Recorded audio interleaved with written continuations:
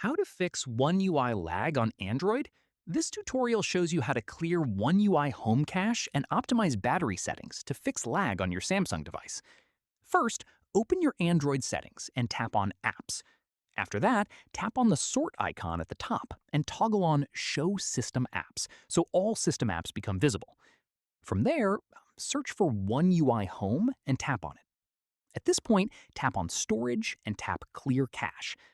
In the next step, go back to the One UI Home app info page and tap on Battery.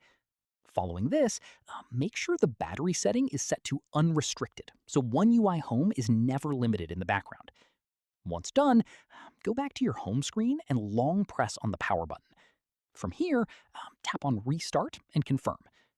Finally, once your device boots back up, your One UI interface should feel noticeably smoother, and the lag should be gone. And that's it. If this Android guide helped you fix your One UI lag, give it a like, subscribe for more Android tutorials, and tap the bell icon for updates. See you in the next one.